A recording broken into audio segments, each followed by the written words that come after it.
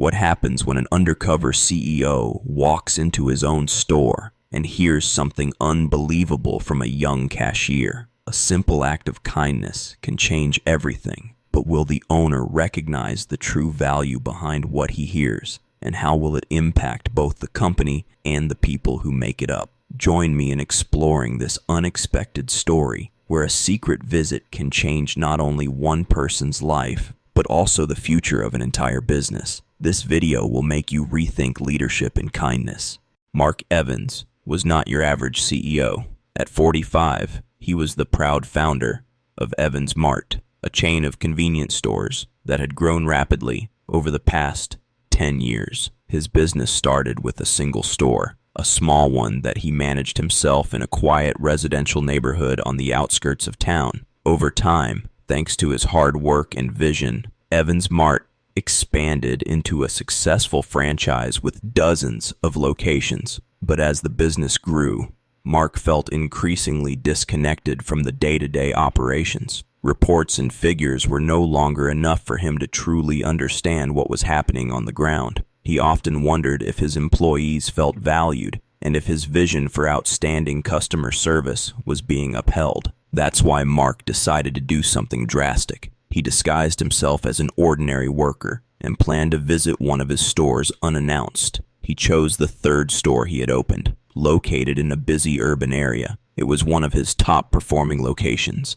and he wanted to see for himself what was going on there. Mark put on old jeans, a hoodie, and a baseball cap to conceal his identity. His hair was slightly disheveled, and he grew a thick beard to complete the look. He wanted to blend in and avoid being recognized. When he walked into the store early in the morning, it was already bustling with activity. Customers were browsing the shelves, employees were stocking merchandise, and a low hum of noise filled the air. Mark took a quick scan of the room, observing the atmosphere. He introduced himself to the store manager, Joe, as Mike, a temporary worker sent by headquarters to help with stocking and organizing. Joe, a middle-aged man with a kind face, welcomed him warmly and quickly assigned him tasks, stocking shelves near the front of the store. Mark's plan was simple: observe, interact, and listen. While working, Mark noticed the cashier, a young man named Ryan, who looked to be in his early 20s. Ryan was cheerful and greeted every customer with a smile. He seemed to know many of the regulars by name,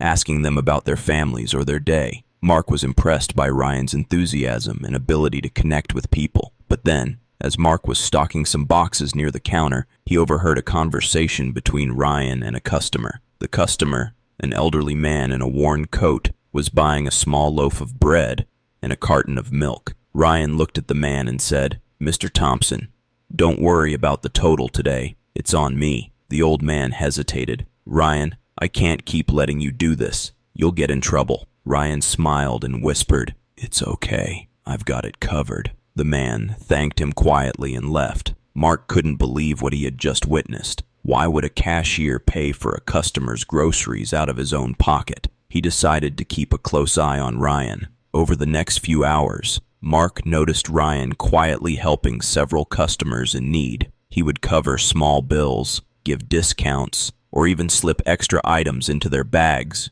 without charging them at the end of his shift. Mark couldn't contain his curiosity any longer. He approached Ryan in the break room and introduced himself as Mike, still pretending to be a temporary worker.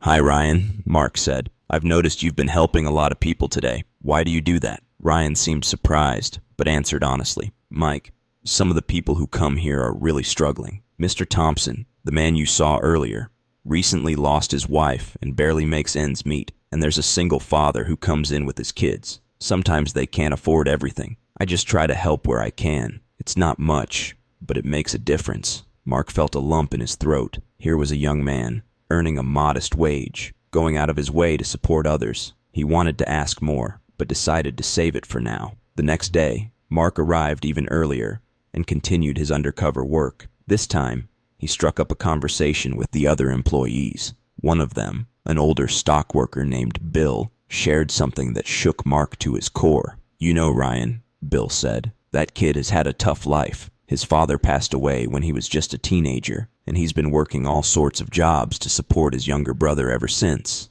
He barely takes a day off, even when he's sick. He's a good kid, but I worry about him. He's always giving to others, but I don't think anyone's looking out for him." Mark was stunned. Ryan, who seemed so full of life and energy, was carrying such a heavy burden. On the third day, Mark decided it was time to reveal his true identity. After the store closed, he gathered the entire team for a meeting. Standing before them, he took off his hat and hoodie. "Hello everyone," he began. "I'm Mark Evans, the CEO of Evans Mart." The room fell silent. Ryan was particularly shocked. "I've been working here undercover for the past few days," Mark continued. "I wanted to see firsthand what was happening in my stores, and I have to say, it's been an eye-opening experience." He turned to Ryan. "Ryan, your kindness and generosity have inspired me. You always go above and beyond for our customers, even when you don't have to. I've seen how much you care about them, and I want you to know that it doesn't go unnoticed." Mark then announced that Ryan would be promoted to a management position with a significant pay raise. In addition, Mark offered to pay for Ryan's brother's college tuition and establish a fund to support employees in need at all Evans Mart locations. Ryan was deeply moved. He thanked Mark, but insisted that he didn't help people to get anything in return. Mark smiled and replied, "That's exactly why you deserve it."